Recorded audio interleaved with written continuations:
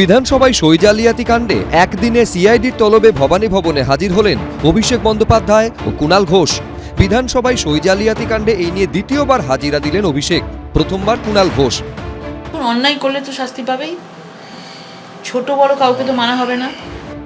CID সূত্রে দাবি, সই জালিয়াতি কাণ্ডের তদন্তে অভিষেক বন্দ্যোপাধ্যায়কে যে নোটিশ পাঠানো হয় সেখানে বলা হয় আসল রেজলিউশন বুক নিয়ে আসতে হবে, কিন্তু তিনবার নোটিশ পেয়েও হাজিরা এড়ান অভিষেক বন্দ্যোপাধ্যায়। অভিষেক বন্দ্যোপাধ্যায় আইনজীবী মারফত সিআইডিকে জানান আসল রেজলিউশন বুক তাদের কাছে নেই। সিআইডি সূত্রে দাবি, এরপরই আসল রেজলিউশন বুক খুঁজতে তল্লাশি অভিযানের সিদ্ধান্ত নেওয়া হয়।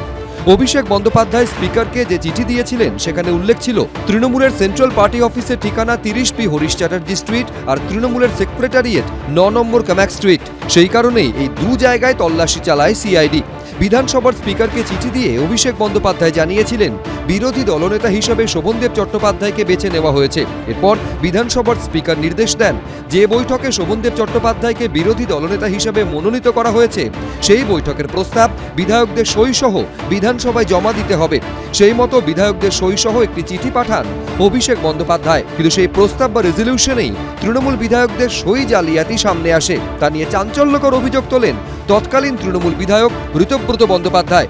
আমাদের বক্তব্য ছিল 6 তারিখ যে মিটিং হয় সেই মিটিংয়ে কোনো রেজলিউশন নেওয়া হয়নি। 19 তারিখ অ্যাটেন্ডেন্স দেওয়ার সময় বলা হয় যে 6 তারিখ, মানে ডেটটা লিখুন 6 তারিখ, তো 19 তারিখ সই করা হচ্ছে। ঋতব্রত বন্দ্যোপাধ্যায় ও সন্দীপন সাহা, যে দুই বিধায়ক হাটে হাঁড়ি ভেঙেছেন, তাদের নাম প্রকাশ্যে আনেন খোদ মুখ্যমন্ত্রী শুভেন্দু অধিকারী। দুজন এমএলএ মাননীয় ঋতব্রত বন্দ্যোপাধ্যায় এবং সন্দীপন সাহা অভিযোগ করেন, সিআইডি সূত্রে দাবি, যে তৃণমূল বিধায়করা সই করেছিলেন তাদের বয়ান রেকর্ড করা হয়েছে, হাতের লেখাও পরীক্ষা করা হয়েছে। 3 জন জানিয়েছেন তারা সই করেননি। আমাকে দেখালেন সিগনেচারটা, তো সিগনেচারটা দেখে আমি অবাক হলাম যে এই সিগনেচারটা আমি তো করিনি। আমার যে সিগনেচারটা আমাকে দেখিয়েছে সিআইডি, সেই সিগনেচারটা আমার নয়। এই পরিস্থিতিতে বৃহস্পতিবারের পর রবিবার ফের অভিষেক বন্দ্যোপাধ্যায়কে ম্যারাথন জিজ্ঞাসাবাদ করল সিআইডি। এরপর কি জল কতদূর গড়াবে? সমীরণ পাল, মুন্না আগরওয়াল, ঝিলম করঞ্জাই, এবিপি আনন্দ।